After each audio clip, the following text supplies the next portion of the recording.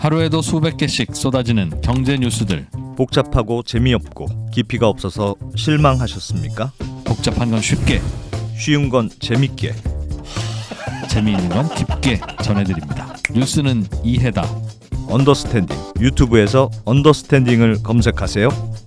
좋아요가 누른 당신 부끄럽군요. 구독 누르세요. 법무법인 율촌 인재산실이죠. 네. 강재형 세제팀장님 지난주에 이어서 다시 모셨습니다. 어서 오세요. 예, 안녕하십니까? 예, 안녕하세요. 네, 저희가 사실 떠들고 있었던 게 코로나 걸리셨냐 네. 이거 물어보고 있었는데 우리 팀장님은 아직까지 안 걸리셨다고. 조용히 벌써 지나갔기를 네. 바라고 있습니다.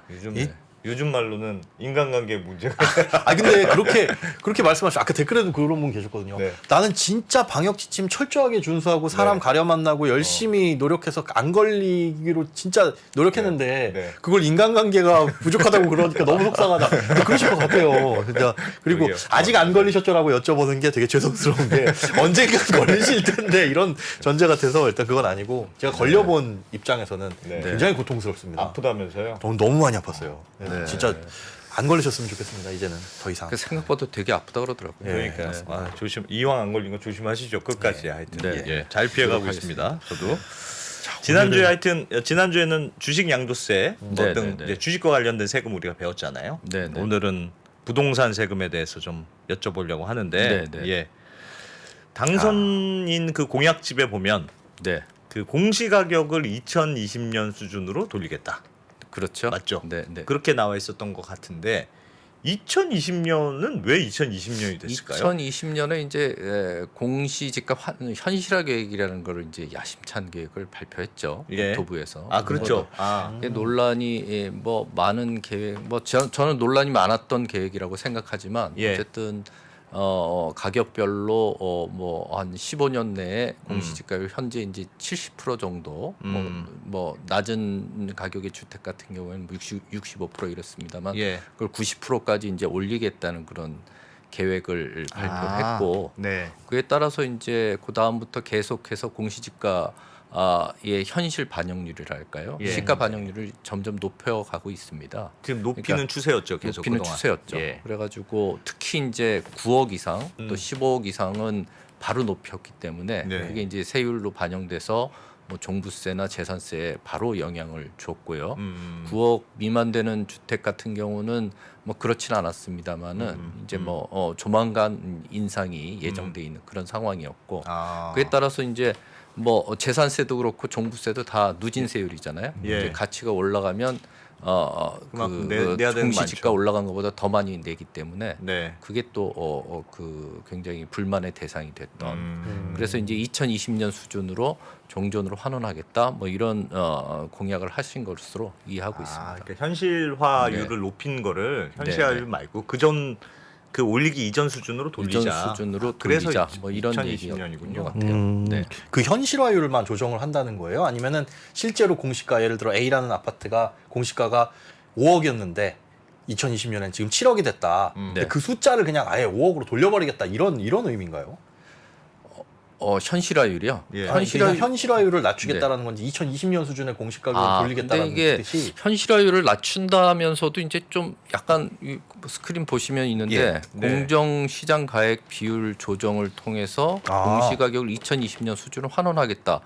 이런 게 이제 공약의 내용을 그대로 제가 썼는데 네. 요 물음표 빼놓고는 공약의 내용입니다. 네. 팀장님께서도 네. 공정시장 가액 비율을 조정하겠다? 그렇죠. 공정시장 가액 비율이라는 거는 사실은 그 공시지가로 공시가에다가. 표현된 부동산 가격에다가 예. 여기 보시면 공정시장 가액 비율이라는 걸 곱해가지고 과세 표준을 만듭니다. 할인을 좀 해주는 할인을 거죠. 해주는 거죠. 예. 예전에 보통 70%부터 했는데 그게 문재인 정부 들어서 95%까지 올라갔고 예. 이제 뭐 100%가 되기 직전이었는데 저게 이제 종부세 매길 때 요거를 그렇습니다. 그런 거죠? 종부세 개편 때 요게 95%. 들어갔었죠. 아하. 그랬는데 요 부분을 환원하겠다는 요걸 이용해서 공시 가격을 2020년 수준으로 환원하겠다 했으니까 예. 저는 이걸 어떻게 해석했냐면 아. 아마도 공시지가 자체를 건드리는 게 아니고 아하. 그러니까 공정시장 가액 비율을 뭐 낮춰서 예. 2020년 수준으로 환원하겠다는 게 아닐까 이렇게 간접적으로. 생각하고 간접적으로 그러니까 공시가가 그렇게. 5억이었는데 네. 7억이 됐다. 네. 라는 걸 다시 5억으로 돌릴 수는 없으니까 5억으로 돌리질 않고 7억에 이제 곱해지는 공정시장 가액 비율이 그렇습니다. 예를 들어 100%라면 이걸 한 60% 수준으로 낮추면 맞습니다. 16에 42, 예, 60, 예. 한 70%로 다시 낮추면 네, 한 네. 언저리로 가니까 예, 예, 예. 그런 식으로 조정을 했을까? 그런 식으로 조정하려는 게 아니었을까 이렇게 생각을 합니다. 네. 저건 되게 간단하죠. 그건 공정시장 가액 비율. 시행령 사항이에요. 종합부동산세법 시행령 사항이고 법을 안 뜯어 고쳐도 되네요. 법에서는 이제 범위만 레인지만 하고 있는데 60% 이상을 하도록 법에서 돼 있습니다. 그러니까 이제 60%까지는 정부에서 뭐 시행령 개정을 통해서 예. 고칠 수 있는 거죠. 근데 그 말인즉슨 네. 종부세야 지금 올해는 100%인가요? 공정시장 가액 비율? 네, 올해 그걸로 알고 이제 있는데. 올해 할 거는 100%죠. 네. 그런데 그냥 일반 주택에 대한 재산세는 60% 아닌가요? 공정시장 가액 비율? 그러면 더 이상 낮출 데가 없지 않나? 바닥이잖아. 아까 레인지가 60%. 그럼 법을 바꾸면 되는구나. 법을 바꾸면 되는데 법 바꾸면. 그게 이제 네. 뭐 생각만큼 여소야되기 때문에 뭐 지난 주에도 얘기했지만은 여소야되기 때문에 그렇게 쉽지는 않을 예. 것 같다 이런 생각은 또 들고요. 얼마 전에 그 정부에서 공시가격 발표했을 때 당연히 네. 뭐 부동산 가격이 그동안 좀 올랐으니까 네, 네. 작년보다는 당연히 뭐 평균 17% 하여튼 그 정도 올랐는데 네, 네. 정부에서 그때 발표할 때는 이 공정시장 가액 비율을 조정하는 게 아니고 아예 재산세나 공시 가격을 작년 걸로 적용해서 하겠다. 그게 그럼- 이제 3월 23일 날 발표한 그 대책 말씀하시는 예, 거죠. 예. 근데 그게 저도 읽어봤는데 그 어떻게 해야 되겠다는 게 구체적으로 나온 건 아니고 그런 정신을 뭐 반영해서 예. 법을 고치겠다는 뜻이더라고요. 예, 예. 법을 고치는 건데 뭐 지금 사실 정권 말기이기 때문에 네. 그걸 어떻게 고칠 것인지 어. 뭐 사실은 이제 2달 남았나요? 예. 지금 2달 남았으니까 5월에 새 정부 출범하니까 새 정부 예. 출범하는데 그 전에 이제 법이 되려 그러면 그 전에 입법 예고도 해야 되고 부처협이 되고 그러면 한 사실 2달 걸리거든요. 예. 그래서 그게 현실적으로. 그냥 현실적으로 가능할까? 그건 그리고 이제 1세대 1주택만 예, 그렇더라고요. 종전으로 백도를 하겠다, 예. 백을 하겠다, 뭐 예. 이렇게 얘기한 거라서 아하. 어떻게 될지는 아직 구체적인 안이 나온 건 아닌 것으로 저는 이해를 했습니다. 네. 그 공약집에 보니까 공시가격 네. 현실화 계획을 재수립한다 이런 것도 있던데 그 아까 전 말씀하셨던 대로 그런 취지인가요? 그거는 좀 더 좀 다른 얘기예요? 좀 더 큰 얘기인 것 같아요. 근데 네. 이제 일단은 그거는 이제 정부가 새 정부가 수립되고 예. 그에 따라서 이제 새로운 공시지가 뭐라 할까요? 현실화 계획은 아니고 예. 그렇게 되면은 뭐 합리화 계획 뭐 이런 게 이제 뭐 제가 그냥 붙인 겁니다. 그런 게 이제 생겨서 예. 거기서 이제 공시지가를 어떻게 할지를 뭐 크게 한번 봐야 되겠죠. 근데 그 시행령 개정이라고 하더라도 그러니까 네. 법 개정이 필요 없다고 하더라도 시간적으로 물리적인 시간이 필요하긴 하잖아요. 네, 네. 그런데 5월에 새 정부 들어서고 재산세 부과는 6월 1일을 기준으로 하는데 6월 1일 기준이죠. 사실은 6월 1일에 그럼 부과되기 전에 뭔가 바꿔야 되는 원칙적으로는 그런데 예. 우리가 이제 보통 납세자한테 그 혜택을 줄 때는 예. 뭐 신고하는 부분부터 적용하기도 하고 납부하는 부분부터 적용하기도 하고 네. 뭐 이런 식의 여러 가지 테크닉이 있습니다. 그러니까 이제 보통 납세자한테 피해를 주는 그러니까 납세자의 부담이 되는 경우에는 이제 물론 그 과세 기준일 6월 1일이죠. 재산세나 종부세. 그거 이전에 다 고쳐야 되지만 아하. 혜택을 주는 경우는 조금 늦게 그 해도 위에 해도 뭐 누가 반대하는 사람이 별로 없기 때문에 난 예, 좋은 거니까. 괜찮을 수 있을 것 같습니다. 공정시작가액 비율을 만약에 이제 조정을 한다. 그럼 네네. 혹시 뭐 아직 나오진 않았겠습니다만 뭐 시나리오를 좀 어떻게 예상할 수 있는 게 있어요? 저희가 그건 아직은 어렵죠. 아직은 어렵고 예. 제 생각에는 한 60% 정도까지 쫙 낮추지 않을까 뭐 그런 예상을 합니다. 그건 이제 지금 인수위에서 예. 뭐 가르쳐 주지는 않던데 제가 사실 물어봤습니다만 가르쳐 네. 주지 않던데 그 공정시장 가액 비율을 어떻게 조정할지를 지금 검토를 하고 있는 지금 것 검토하고 같아요. 있는데 예. 근데 많이 낮출 것 같은 분위기던가요? 취재도 해오셨네요 우리 팀장님. 제가 물어봤죠 그냥 물어봤는데 네. 그렇게 네. 뭐 얘기는 뭐 구체적인 얘기는 뭐 제가 드릴 수도 없고 예. 들었다 하더라도 하여튼 공정시장 가액 비율이 좀 조정은 되지 않을까. 조정은 그렇게, 되지 않을까. 예. 근데 뭐 3월 23일 발표 전에도 예. 그 물론 이제 당선인 측에서도 낮추겠다, 2020년 수준으로 돌리겠다는 얘기를 네. 했지만 네. 민주당 쪽에서도 2020년 수준으로 돌려야 되지 않느냐라는 의견이 나왔던 걸로 기억하고 있어요. 맞습니다. 그러니까 네. 크게 뭔가 이견이 있지는 않을 충돌이 수는 있지는 않을 것 있겠어요. 같은데.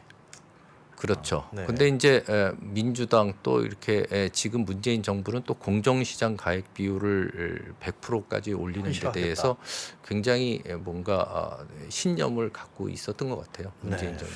그러니까 그거는 그러니까 사실은 되게 보기에 따라서 네. 조금 다른 것 같아요. 그러니까 네. 공정시장 가액 비율이라는 게 처음부터 이상하다고 주장하시는 분들도 있고 네. 공시가가 있는데 왜 공시 또 그걸 가격이 있는데 그걸 왜 또 할인을 해주냐. 그러니까 이 할인해 주는 게 60%로 하는지 90%로 하는지에 따라서 너무 달라지니까 네, 네. 그런 걸 하지 말고 이제 앞으로는 그런 거 없애기로 하자고 네. 했던 게 이제 지금 정부의 지금 방향이었고. 정부의 이제 포지션이죠. 네. 근데 이제 또 일각에서는 공시 가격이라는 게 그대로 시가를 그대로 반영할 수가 없는데 그러니까 항상 일정 정도의 버퍼는 좀 있어야 된다. 그래서 할인율이라는 게 반드시 야 세금을 왜 깎아줘 이런 것만 아니고 뭐 일종의 버퍼 역할을 해주는 그런 기능도 있다. 그래서 공시 가격이 올라가고 버퍼가 그대로 있으면 되지. 이걸 이렇게 장난치듯이 올렸다 내렸다만 안 하면 되는 거 아니냐. 뭐 이런 주장도 있고 그렇더군요. 그런 주장도 있고 사실 선진국 같은 경우에는 예. 사실 공시지가를 매년 현실화하는 나라가 그렇게 많지는 않습니다. 제가 알기로는 뭐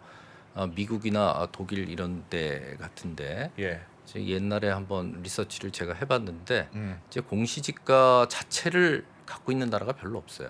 일단 기본적으로. 그러면 시세를 전부 그러니까 시세로 할 수가 보통 다할 수가 시세는 모르는 거죠. 예. 누구도 모르는 거고 그냥 처음에 취득했을 때 네. 취득했을 때 그 가격에서 아. 뭐 조금 조정을 하는 선에서 이렇게 움직이는 그런 게 대부분의 그러면 나라입니다. 취득했을 때 이후로 가격이 많이 올라도 그래도 올라도 대부분 그걸 뭐 약간 조정하거나 조정하지 않거나 그래서 이제 오래 이 주택이나 뭐 부동산을 소유할수록 사실 유리한 거죠. 유리하고 그걸 이제 처분했을 때 대부분 양도세로 부과를 하겠네요. 그렇겠네. 그렇습니다. 예. 예. 양도세로 이제 뭐 세금을 내면 되니까. 예, 그렇죠. 양도세도 부과를 하고 또 새로 이제 취득을 취득할 때. 하면은 그때는 이제 다시 높은 취득세율이. 공시지가라고 할 수 있는 지가가 올라가니까 표준 과세 표준이 올라가니까 그때는 이제 좀 더 현실화된 그런 세금을 내게 일종의 돼 중간에 있죠. 올라가는 부동산 가격의 그 네. 상승분은 보유단위에서? 일종의 유예시켜주는, 그러니까 이연시켜주는 효과가 있는 거네요. 그렇습니다. 그러니까 이제 우리나라는 이게 부동산 가격이 주택 가격이 항상 올라왔기 때문에 네. 사실 그거를 당연한 것처럼 생각하지만 그러게요. 그게 어떤 나라 같은 경우 미국 같은 데도 옛날에 서프라임 때는 막 확 떨어지기도 하고 그러잖아요. 네. 그럼 사실은 그걸 조정해야 되는데 그럼 예전에 됐던 건 뭐냐? 뭐 이럴 수 있기 때문에 네. 그런 경우에 억울할 수 있지 않습니까? 뭐 그러게. 예를 들면 뭐 1억 주고 샀는데 5천만 원이 됐는데 그럼 예전에 내 1억을 기준으로 해서 세금 낸거 그건 뭐냐? 이렇게 생각할 수 있지 않습니까? 예. 뭐 그런 것 때문에 상당히 이제 그 보유세의 과표를 조정하는 데 대해서는 신중한 나라가 많죠. 사실. 저기 채팅창에서는 캐나다하고 영국에서는 실주택 거래 가격으로 세금을 매긴다. 그러니까 처음에는 취득세야. 그런데 그러니까 처음 시작할 땐 그렇지만 그걸 보유 계속 단계. 보유하고 있을 동안에는 그 가치가 안 올라간다는 얘기죠. 그러니까 물론 처음 시작할 때는 당연히 그 예, 단점 실거래 가격을- 가격으로. 예.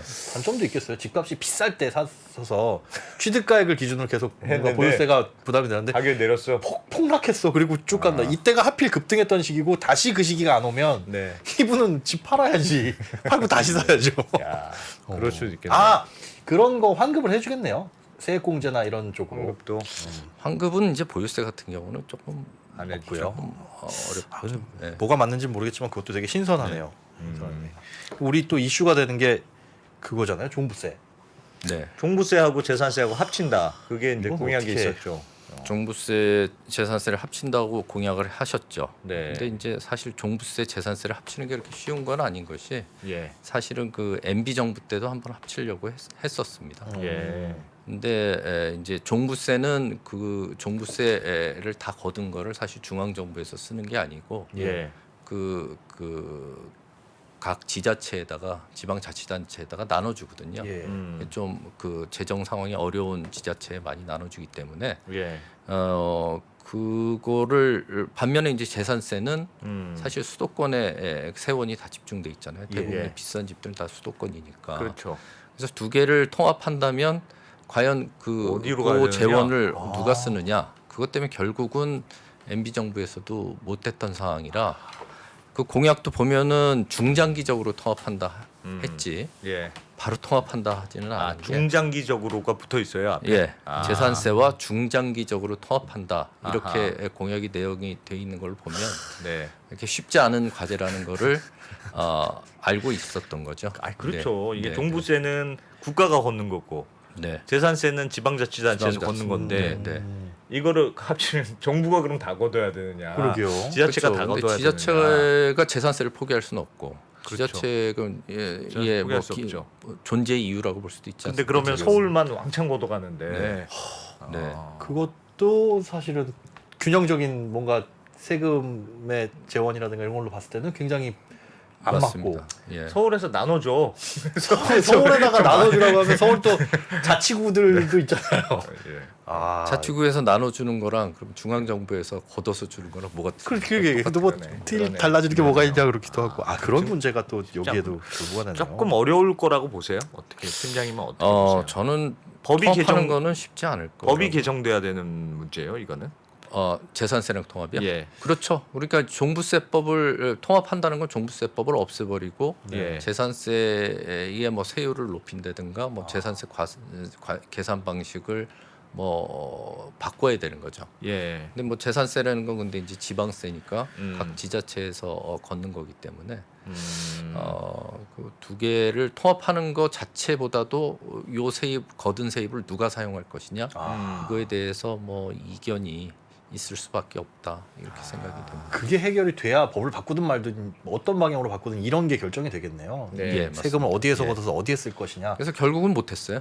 못했던 그때도. 거고 저는 이번 정부에서도 쉽지는 않다 이렇게 생각을 합니다. 말씀을 되게 단- 조심스럽게 너무 단정적으로 말씀하시면 안 되고. 아무도 모르는 쉽지는 거니까 않다. 쉽지는 뭐 않다. 아무도 모르는 거죠. 아니 그 이재명 후보도 네. 뭐였죠? 그게 국토보유세였나? 그러니까 네, 그때도 종부세랑 이렇게 합쳐서 일종의 재산세랑 종부세랑 합치듯이 하나의 세율로 하자. 네, 그래서 네. 더 같은 건 뭐 이렇게 걷어서 좀 어려운 분들한테 나눠주고. 네, 하여튼 네. 그래도 거기서 컨셉은 하나의 단일한 세 구조로 만들자는 컨셉이었잖아요. 네, 네, 네, 그러니까 네. 그런 하고자 하는 욕망은 계속 있긴 있는 것 같아요. 그게 뭐 사실은 그렇게 하는 게 불가능한 건 아니에요. 중앙 정부에서 네. 뭐 다 다 중앙 거둔- 정부에서 다 걷어서. 다 걷고 재산세는 뭐 각 지자체에서 거둔 다음에 그걸 뭐 세액 공제를 해주거나 예. 그러니까 재산세만큼을 뭐 공제를 해주거나 이렇게 하면 뭐 불가능한 건 아니죠. 그렇게 하는 건. 하나 재산세랑 통합하는 거는 지자체에 가는 거기 때문에 그거는 이제 또 다른 문제. 그러니까 재산세는 놔두더라도 네, 실질적으로 환급을 해주거나 해서 예, 예. 그러니까 그런 그렇게 식으로 뭐 방법은 있는데 그런 방법은 있을 것 같습니다. 두세 계정을 네, 통합하는 게 어렵다. 네, 네. 그건 그럴 수 있겠네요. 그건 중장기적으로도 어려울 것 같은데. 너무 이렇게 단정적으로 아, 말씀하시면 안 돼요. 어렵겠다고요. 아니 국토가 균형 발전이 이루어져 가지고 네. 각 지자체의 세원이 비슷해지면 뭐 충분히 가능할 수 있습니다. 그러니까 지금 말씀해주신 그 목표가 딱 설정이 되고 네. 균형 발전을 해야 되고 세수가 다 비슷해진다라는 네. 전제 네. 목적을 설정해놓고 거기에 네. 맞춰서 바꿔가야 되는데 네. 그게 되나? 네, 되려나 모르겠어요. 종부세와 관련해서는 그런 것도 있었어요. 공약집에 제가 보니까 1주택자 장기 보유자는 납부를 좀 이연해 준다. 네. 이런 얘기도 있었죠. 네, 그건 그것도 어떻게 있습니다. 보세요? 그거는 그거는 여야 합의하면은 가능할 수도 있을 것 같아요. 장기 보유자들에 대해서는 이제 납부를 근데 언제까지 이연하느냐. 예. 이게 요번에 예. 3월 24일 대책에 네. 나온 거 보니까 고령자인 분들 1주택인 분들은 나중에 상속이나 뭐 증여나 양도를 할 때 막이는 방식도 우리가 뭐 고려를 하겠다라는 식으로 나온 근데 것 같아요. 그게 좀 생각을 해볼 가치가 있는 게 네. 예. 그러니까 지금은 양도소득세나 뭐 상속세 마찬가지고 예. 종합부동산세 낸 걸 갖다가 비용으로 공제를 안 해줘요. 그렇죠. 아무리 됐어. 아무리 많이 내도. 음. 근데 이제 장기 납부 이연한다는 거는 매년 세금이 이렇게 쌓여갈 거 아닙니까? 그렇죠. 그러면 한 방에 양도 시점에서 낸다 그러면은 그거는 좀 더 디제스터일 더 재난이죠. 그거. 한마디로. 예. 이게 그러네요. 이거 뒤에는 뭐가 숨어 있는 거냐면 그 종부세 그동안 낸 거를 네.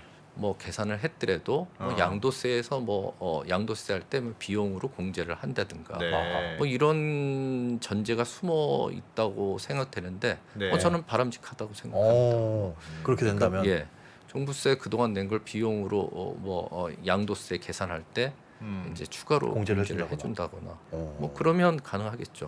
아니 그러니까 사실은 이 얘기가 그러니까 민주당에서도 사실 비슷한 공약이 있었잖아요. 네. 근데 이 얘기가 나온 게 예를 들면 집은 한 채 있는데 좀 나이 드신 네, 네. 분들 근데 네. 집값이 올랐거나 혹은 네. 뭐 좀 비싼데 사시거나 해서 종부세는 계속 맞는데 네. 내일 진짜 현금이 돈은 잘 없죠. 없는 그런 그러니까요. 분들 꽤 있어요. 예, 사실은. 맞습니다. 근데 그게 다 모아가지고 상속할 때 다 상속할 내라 때. 그러면은 그게 더 힘들지 않을까요? 한 그러니까요. 방에 내면? 네, 그 심지어 상속할 때 내는 상속세는 네.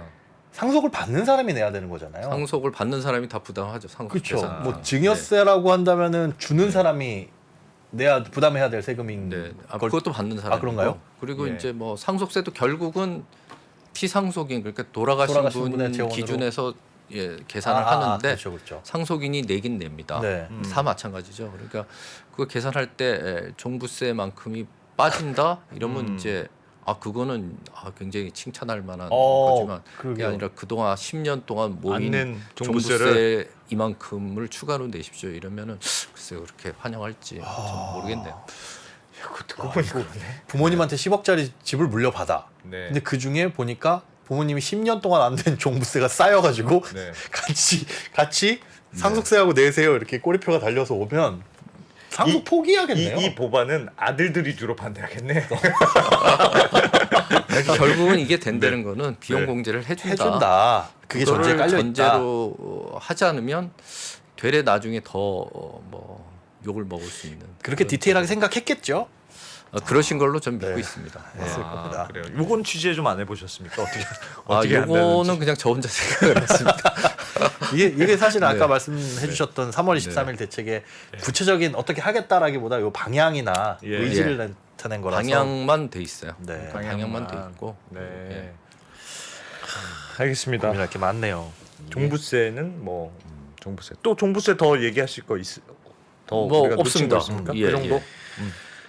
이제 핫한 그 양도세. 양도세는 어떻게 봐야 됩니까? 양도세는 지난주에도 잠시 말씀드렸는데 네. 예. 1주택자에 대한 양도세는 지금도 많이 높지는 않다 저는 그렇게 생각을 네. 하는데 그거 다 사람들마다 예. 평가하는 게 틀리지만 예. 다주택자에 비해서 훨씬 낮은 건 사실이죠. 그쵸. 예. 2주택은 2주택부터는 상당히 높은 편이죠. 특히 예. 이제 조정 지금 대상 지역 어떻게 돼 있는지 중과까지 조금- 되니까 예. 세율이요. 예. 세율을 지금 제가 세율 어떻게 돼? 안 그래도 물어보실 것 같아서 양도세가 제일 어려운 것 같아요. 왔는데 세금이 양도소득세 구조가 이렇게 돼 있습니다. 네. 그러니까 1주택자도 물론 6%에서 45%까지 세율을 내고 원래는 예. 아니 요대로 내요. 그렇죠. 원래는 내는데 저대로 내는데 근데 이 따뜻한 장기 보유 특별 공제를 80%까지 해주거든요. 그래서 10년 보유 10년 거주하면 예. 그 양도 차익의 80%까지를 빼줍니다. 네. 그러니까 사실 세금이 상당히 줄어들게 되죠. 거의 네. 없는. 예. 그것도 상당히 많이 오르면 꽤 내더라고요. 제 주변에 보니까. 근데 이제 다주택자 중에 일반 지역 그러니까 수도권 빼고 뭐 세종시 이런 데 빼고 다주택자는 6에서 45% 양도 차익의 45%를 내는데 네. 30%까지만 해줍니다. 장기 보유 특별 공제를. 예. 그러니까 양도 차익의 70%를 내는 거죠. 네. 러프하게 말씀드리면. 근데 조정 대상 지역인 경우는 여기서 장기 보유 특별 공제도 없고 그다음에 20% 전 사실 맨 처음에 이게 기본세율 6에서 45를 한 다음에 20%를 합산하는 건 줄 알았어요. 네. 죄송하지만. 예. 그랬더니 20% 포인트를 올리는 거더라고요. 그러니까 20% 최대 65% 최대 요 2주택자 같은 게 네. 65%인데 여기다 지방세 또 10%를 더하니까 아마 네. 71.5%. 맞습니다. 예.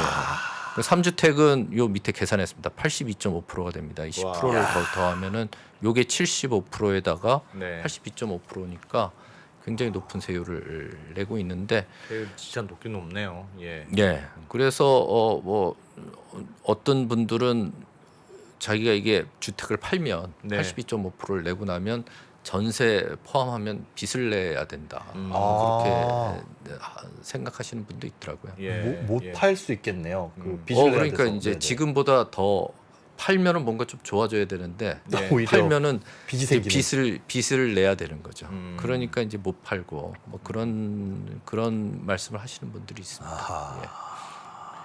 6%하고 45%는 어떻게 정해져요? 6에서 45. 너무 레인지가 큰데요. 6 사이에 6개 단계가 있어요. 예. 6하고 누진이죠, 저것도? 누진 세율입니다. 아. 네. 제가 잘 기억을 못하지만 15, 뭐 24, 뭐 그다음에 맨 마지막에 3. 42였다가 네네. 45%까지 됩니다. 그래서 종합소득 이제 세율 내기듯이. 가격별로. 가격별로요. 그래서 이제 1,000만 원 이하는 6%, 뭐 음. 1,000에서 2,000인가가 뭐 10. 그러니까 거의 다 대부분은 예. 몇 억씩 차익이 나니까 네네. 저거는 이제 최고 세율 구간으로 다 대부분 갈 거고 예. 뭐 6% 그렇죠. 정도 되는 거면 거의 이제 희박하는 걸 거고 그래도 요게 상당히 효과가 있습니다. 요게 이제 아마 8천만 옛날에 8천만 원이 42% 구간이었고 그 네. 위에 하루 새로 이제 45% 구간이 생겼거든요. 예. 그래서 계산하면은 뭐 그래도 단일 세율보다는 훨씬 단일 세율보다는 낫습니다. 근데 이게 이제 양도세 중과라는 게 다주택자들한테 부과가 되다 보니까 예, 이분들이 사실은 집을 팔아야 시장에 주택이 공급되는 거잖아요. 맞습니다. 집을 지어서 예, 공급하는 예. 것뿐만 예, 아니라 예, 예. 갖고 계신 집을 갖고 계신 분들이 팔아야 시장에 공급이 되는 건데 저렇게 세율이 높다 보니까 야 팔면 손해인데 혹은 세금을 못 내겠는데 어떻게 파냐 네, 네. 라고 해서 이것도 중과하는 걸 좀 유예를 해주자 혹은 예. 뭐 바꾸자라는 그래서 이제 윤석열 그 국민의힘 공약은 요 추가 세율 예. 요 부분은 없애겠다는 게 이제 공약이죠. 아 아 이번에 일단은, 이번 공약에서는 이번 공약에서는 요 부분은 최소한 2년간 없애겠다. 우리 굉장히 조심스러운 어프로치라고 봅니다. 네. 2년간 2년간 유예해서 그 동안에 파실 분 파셔라. 네. 이런 기회를 주겠다. 뭐 이런 뭐 공약을 발표를 했죠. 근데 그 유예는 지금에서도 있지 않았었나요? 그러니까 지금 저 중과세가 시작되기 전에도 중과세 할 테니까 파실 분은 파셔라라는 그렇죠. 그거는 이제 앞으로 세게 때릴 테니까 네. 지금 팔아라 이거였고 이건 이제 2년 동안은 조금 풀어 드릴 테니 그 동안에 파실 분은 팔아라. 파십시오. 뭐 이런 아니 근데 그런 제가 게 지난번에도 있다. 한번 말씀드렸던 네. 것 같은데 이 양도세 이게 사실 민주당에서도 양도세는 일시적으로 조금 약간 방식은 다릅니다만 네. 조금 완화를 해준다. 네, 그래서 네. 어쨌든 주택 가격이 안정이 되려면 파는 사람이 있어야 되는데 양도세 네, 네. 무서워서 안 네. 파는 사람들이 있으니 좀 팔게 해주겠다 이런 취지잖아요. 네, 근데 네, 맞습니다. 그러니까 네. 그거의 전제는 종부세든 뭐든 그러니까 공시가격도 높아지고 종부세도 받고 세부담이 갖고 있으면 너무 부담인 네, 네. 상태에서 양도세를 터져야 네. 쫙 하고 매불이 이참에 팔고 나가자 그죠. 하고 나오는 건데 지금 전체적인 공약의 방향은 전체적인 세금을 조금 유예해주거나 완화해주거나 하는 추세잖아요. 네. 네. 그럼 양도세를 완화해주면 그렇다고 해서 너무 힘들어서 팔아야 되겠네가 아니고 그냥 팔 사람이 그냥 파는 거 아닙니까? 그렇게 그러게요. 되면 좋은 그러니까 전제가 좀 달라진 것 좋은 같아요. 지적이신데 그래가지고 그 세제에서 뭐 이론인데 네. 세제의 이론인데 부동산 시장이 제대로 되려면 보유세는 좀 적정하게 하고 거래세 그러니까 양도소득세는 좀 줄이는 게 맞다. 낮춰야 거래가 활발해지고 뭐 거래가 활발해지고 부동산 시장이 안정된다. 예. 그런 뭐 주장이 이제 굉장히 그 클래식한 주장인데 저는 뭐 이번 부동산 정책도 뭐 예. 결국은 뭐 그런 쪽으로 가지 않을까 방향으로 싶어요. 전체적으로. 종합부동산세를 너무 또 많이 줄이면 네. 그러면 뭐 그게 또 부자감세 프레이밍도 네. 있고 해서 글쎄요 그렇게 뭐 생각만큼 확 줄어들게 특히 뭐 항상 말씀드리지만 여소야대 상황에서 그렇게 쉬울까 그런 생각은 합니다. 이것도 법 개정 사항인가요? 양도세 문제. 양도세는 법 개정 사항이고요. 예. 요건 다 법 개정 사항인데 예. 이 중에서 조정 대상 지역이 없어지면 네. 예. 요 추가 세율은 없어지잖아요. 예. 요건 조정 대상 지역 자체를 갖고 있는 건 물론 법 사항이지만 조정 대상 지역은 정부의 고시 사항입니다. 아 어디를 조정 대상 지역이라고 할지. 어디로 할지. 그러니까 조정 대상 지역이 없어지면 네. 요 세율 자체는 사실 의미가 없어지는 거죠. 근데 또 그 조정 대상 지역이라는 걸 없애기에는 저거와 결부되어 있는 다른 제도들 예를 들어 뭐 청약 제도라든가 이런 것들이 많이 걸려 있어서 네. 또 저거 자체를 없애기는 또 힘들지 않을까 싶기도 하고. 아이고 이게 손댈 데가 많네요. 손댈 데가 많죠. 근데 이제 뭐 결국은 뭐 지금 금리도 올라가고 있고 뭐 이러기 때문에 예. 뭐 금리라든가 그런 것 때문에 부동산 시장의 매력도가 많이 떨어진다면은 조정 대상 지역 자체를 뭐 축소하거나 없애는 거를 뭐 충분히 생각할 수 있는 정책 옵션으로 보지 않을까 이렇게는 아, 생각합니다. 그러니까 법에서 법 조항에서 조정 대상 지역이라는 걸 아예 없애는 것도 있고 아니면 조정 대상 지역을 우리는 지정을 안 하면 되죠, 뭐. 지정을 안 하고 네, 안 할 수도 있고. 네. 그러니까 제가 드린 말씀은 어. 법 개정 없이 법을 개정하려면 요 세율 자체를 조정하려면 법을 네, 개정해야 법을 되고. 개정해야 되고. 근데 조정 대상 지역을 없애는 건 정부의 자유재량 행위죠. 그러니까 정부가 고시를 통해서 할 수 있기 때문에 네. 가장 빨리 할 수 있는 거는 조정 대상 지역을 없애거나 축소하는 것이다. 이렇게 빨리 말씀드리는 할 겁니다. 20% 포인트, 30% 포인트 붙는 게 바로 없어지는 거. 바로 없어집니다. 야. 예. 그러면 근데 각종 전매 제한이라든가 예. 뭐 청약 우리가 당첨됐을 때 입주 저기 거주 요건 이런 것들이 조정 대상 지역이냐 아니냐 이거에 따라서 다 갈리는데 이것들이 싹 없어져서 네. 그러면 또 그거 나름대로 또 문제가 생길 것 같은데 아이고 그건 그렇게 쉬운 문제는 아니죠. 아유, 그러게요. 세 번만 보면은 제일 쉬운 거는 조정 대상 지역 조정하는 거. 그거 조정인데 그런데 네. 아니면 법을 개정해야 되고 법을 맞습니다. 개정하려면 그것도 어려운 문제가 많이 남아 있고 다주택자들에 대해서는요. 다주택자들에 대해서도 조금 뭐 조정되는 게 있을까요? 그래서 다주택자들 중에 지금 드린 말씀이 그러니까 네. 시행령에 대해 시행령이나 뭐 시행령 이하에서 조정 뭐 그 변경될 수 있는 건 사실 조정 대상 지역 정도 그거 정도, 거예요. 정도고. 예. 그러니까 양도세에 관해서 뭐 여러 가지 공약을 했는데 네. 국민의힘에서요. 예. 전부 다 법사항입니다, 사실. 다 전부 뭐 예를 들어서 뭐 다주택자 중과세율 30% 최대한 2년 배제 예. 뭐 이런 것들 다 법사항이고 그 밑에 뭐 중과세율 장기보유 특별공제 예. 세율을 건드리는 건 이거 다 법사항입니다.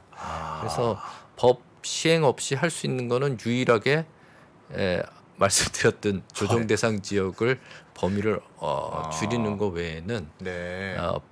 법률 개정 없이 할 수 있는 건 없죠. 양도소득세 같은 경우. 그래요. 네. 근데 것들이 다 법을 바꿔야 되니까 굉장히 시간이 오래 걸리는데 시간도 오래 걸리고 또 여소야 되고. 그러니까요. 시간이 오래 걸리면 지금 부동산 시장 상황이 그 법이 바뀌었을 때 부동산 상황과는 달라질 수도 있는 거고 네, 네. 그리고 2년이라는 유예를 둔다면서요.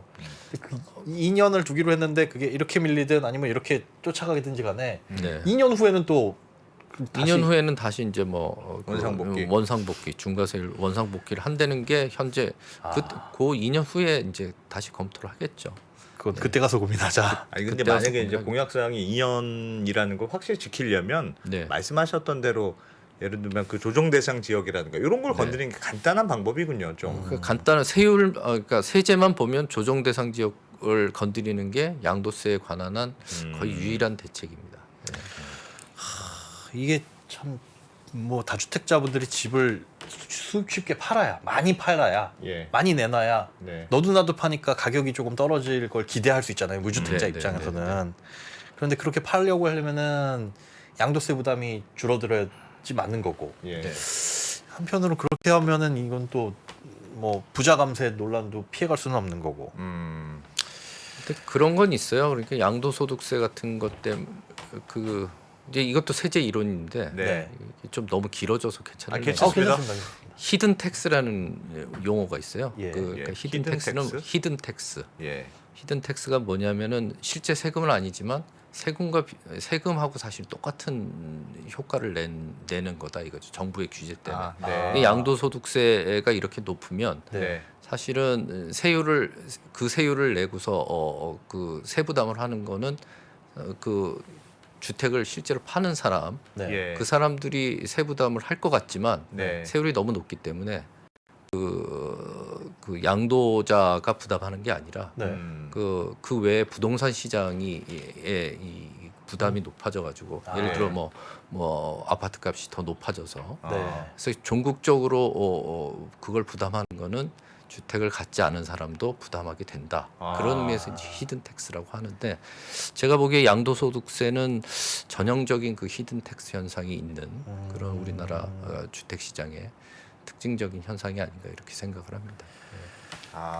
양도세를 부담하지 않으려는 과정에서 그러니까 양도세를 높게 부과하면 네. 그만큼 매물이 잘 안 나오니까 안 나오면 또 부동산 가격이 높아지는 압력으로 작용하니까 성향이 있죠. 네. 그래서 저는 개인적으로는 일본 세제가 뭐 상당히 합리적인 측면이 어떻게 돼 있는 것 같아요. 있는데요? 일본은 보유세는 꽤 높아요.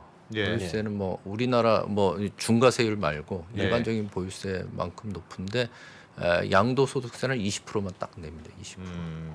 얼마든지 간에 상관없이 단일 세율 20%. 단일 세율 20%를 내요. 그러니까 그렇게 하는 것이 중장기적으로 근데 이건 뭐 여러 가지 네. 또 여러 가지 뭐 다른 조건들이 정치적인 예. 상황 뭐 이런 예. 걸 다 봐야 되겠죠. 그러니까 일본 같은 경우 우리도 결국 그렇게 가야 되지 않을까? 보유세를 너무 지나치게 깎는 것보다는 네. 이제 거래세를 줄임으로써 부동산 시장을 좀 거래를 활발하게 해서 줄이는 뭐 이런 방식을 택해야 되지 않을까 이런 그 생각을 취지는 좀 어떤 합니다. 거예요? 그러니까 보유세를 높고 양도세를 낮추는 네. 취지는 그러니까 주택을 가지고 있는 사람들한테는 그 재산에 대한 세금은 조금 무겁게 매기지만 그렇죠. 뭐 필요 없으면 바로바로 팔아라. 부담 이런 없이 팔아라 뭐 이런 그런 뜻이 있는 취지인 거죠. 거예요. 네, 네, 네. 세제의 취지가. 맞습니다.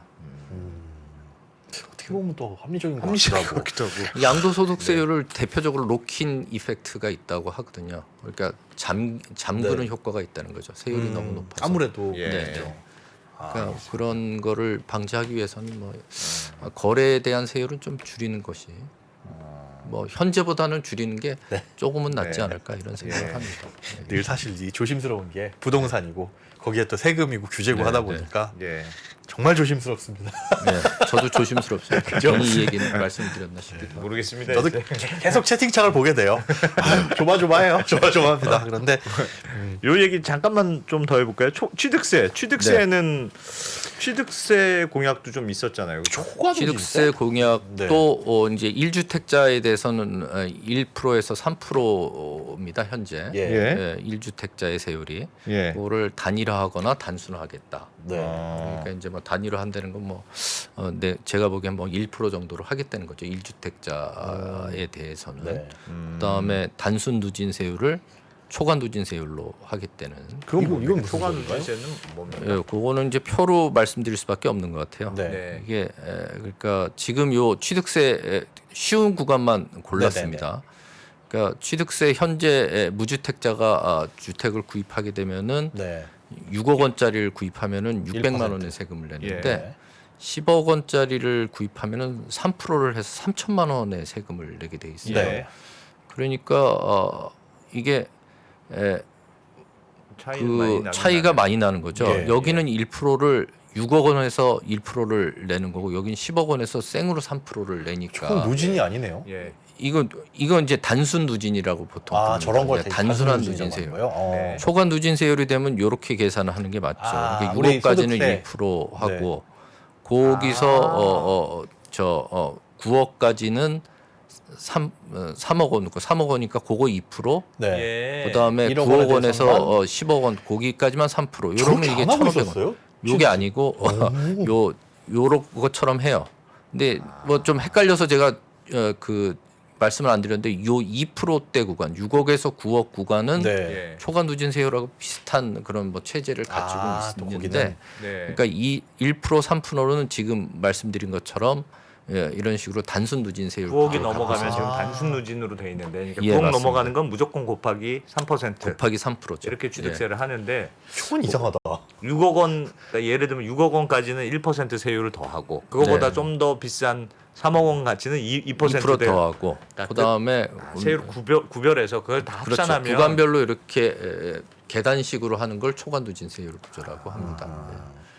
그러면 조금 비싼 집을 사는 사람들 입장에서 취득세가 조금 줄어든 효과는 줄어들겠죠. 예, 확실히 네. 있겠네요. 예. 저 그림 보니까 저거는 간단합니까? 저렇게 바꾸는 건? 저것도 지방세법을 고쳐야 되는데 네. 저거는 제 개인적인 의견으로는 네. 저렇게 해야 되는 게 맞는 것 같아요. 그러니까 전 저렇게인 줄 알았어요 지금. 세법의 취지에는 저렇게 맞나요? 보기에는 합리적으로는 보이긴 하는데. 예. 왜냐하면은 같은 6억까지는 누구나 같은 세부담을 하는 게 논리적으로는 맞지 않겠습니까? 그렇죠. 그러니까 같은 6억까지는 다 같은 1%를 내고 아. 6억을 넘는 거에 대해서 소득세 같은 건 다 그렇게 합니다. 다 그렇게 돼 그러니까 있잖아요. 600만 원까지는 1,000만 원까지는 네. 6%를 내고 예. 1,000만 원에서 2,000만 원까지는 15%를 내고 아. 이런 식으로 이제 계단식으로 세부담이 올라가니까 여기 약간 평탄화돼서 이렇게 올라가는데 네. 이렇게 단순 누진 구조면 이렇게 올라가거든요. 그러니까 네. 약간 세율이 뭐가 이렇게 단순하게 만들면 네. 예를 들면 9억 기준이 많잖아요. 네, 네. 9억 밑에와 9억 위에 이렇게 막 이렇게 딱 붙은 가격이 좀 이게 왜곡되는 현상도 있는 거 왜곡되는 현상이 있죠. 예. 옛날에 1% 2% 했었어요. 예. 예전에 지금은 이제 1, 2, 3%지만 예. 10년 전엔가는 1% 2% 그랬습니다. 9억을 기준으로. 그래도 그 당시는 사실 8억 9천짜리 거래가 되게 많았죠. 그러니까 쓸 때 예. 8억 9,900에 쓰냐. 9억 살짝 네. 밑으로. 그렇죠. 8억 9,900에 쓰면은 네. 그게 세율이 절반으로 떨어지니까 그러니까요. 그런 거래를 많이 했죠. 그런 거 자체가 있다는 게 뭔가 잘못됐다는 거니까 이건 네. 좀 바꾸는 게 맞을 것 같고 이거는 저항이 없을 것 같네요. 세수가 줄어드는 문제는 있을 것 같지만. 요거는 맞아. 민주당에서도 비슷한 공약이 있었어요. 그렇죠. 네, 네, 그러니까 네. 요거는 그나마 잘 요거는 합리적인 것 같아요. 제가 야. 보기에 특히 이제 1주택자에 대해서 하는 거라서 네. 2주택자 이상은 또 지금도 또 중과세율이 있습니다. 네. 8%짜리, 12%짜리 이렇기 때문에 그런 거를 제외한 무주택자에 대한 세율로는 적정한 것 같습니다. 네. 네. 또 혹시 준비해 오셨는데 말씀 안 하신 거 있으십니까? 요것만은 알고 계셔야 된다거나. 어렵게 모셔가지고 네. 우리 어휴, 팀장님. 감사합니다. 또 이렇게 자꾸 물어봐 주시니까. 근데 네. 저는 이제 그거는 있는 것 같아요. 예를 들어 종합부동산세 아까 말씀드리다가 말씀을 못 드렸는데 네. 2주택, 1주택을 가를 때 예. 현재는 이게 예를 들어 와이프가 50%를 갖고 네. 내가 50%를 갖는 네. 그걸 2주택처럼 취급을 해요. 아, 물론 그렇죠. 지금 1주택만 있는 경우에는 특칙이 있습니다. 그러니까 나랑 배우자가 50%씩 가지면 그건 1주택으로 취급하는데 네. 근데 2주택을 갖고 있으면 2주택자가 2주택이 돼 버려요. 그게 아. 갑자기 나도 2주택 0.5씩 갖고 있으면 나도 2주택, 와이프도 2주택이에요. 근데 그걸 0.5씩 갖는 게 아니라 또 주택별로 내가 하나, 배우자가 하나를 갖고 있으면 그것도 그것도 1주택이 1주택으로 돼버리고. 취급을 해요. 그래서 굉장히 비슷한 건데 사실은 똑같은 거죠. 똑같은 거죠. 그걸 갖다가 세부담을 달리하니까 특히 이제 상속 같은 데서 문제가 상속받은 주택 같은 데 문제가 생깁니다. 그렇겠네요. 그러니까 한 주택을 원래 갖고 있었는데 아버님이 상속을 해줘가지고 형제들끼리 어떻게 가를지 몰라서 0.3주택이 됐다. 그렇죠. 0.3주택이면 제 상식으로는 그 1.3주택이지 그게 어떻게 2주택입니까? 그렇죠. 그 2주택으로 취급해가지고 높은 세율을 부과하고 그래서 조금 최근에 정부에서 약간 보완을 했지만 그 부분 같은 거는 좀 조정이 돼야 되지 않을까 그래도 그런 생각은 좀 합니다. 그거는 공약이 없습니까? 그런 공약이 없습니다. 이게 이건 팀장님 생각이죠. 왜 없는지는 아니 너무 그 상속 디테일해서. 디테일에서 그래요. 디테일에서 공약이 없는 것 같아요. 상속 주택에 관한 너무나 많은 제 불만을 많이 최근에 들어가지고 네. 그런 상속 주택에 대해서 한번 더 해주시죠. 저야 늘 말씀드리지만 영광입니다. 저희가 이제- 궁금한 게 그런 것들이에요. 실제로 네. 현실에서 어떤 부분으로 상담을 받거나 이런 그래, 것들이 맞아요. 불만이 네, 많이 네. 들어오는지가 네. 예, 굉장히 궁금합니다. 벌써 알겠습니다. 시간이 시간 많이 됐네요. 예, 네. 법무법인 율천의 장재형 세제팀장이었습니다. 고맙습니다. 고맙습니다. 감사합니다. 김한진, 박세익, 김동환 이 세 명의 투자 경력은 도합 100년입니다. 갈피를 못 잡으시는 투자자들을 위해서 어려운 시장에서 살아남아 본 경험이 있는 전문가 3명의 이야기를 꼭꼭 눌러 담았습니다. 이 3명은 어떻게 시대 변화에 적응했고 생존할 수 있었을까요? 각자의 경험담과 대응 원칙 그리고 방법론을 담았습니다. 변화와 생존에서 3명의 이야기를 들어보세요.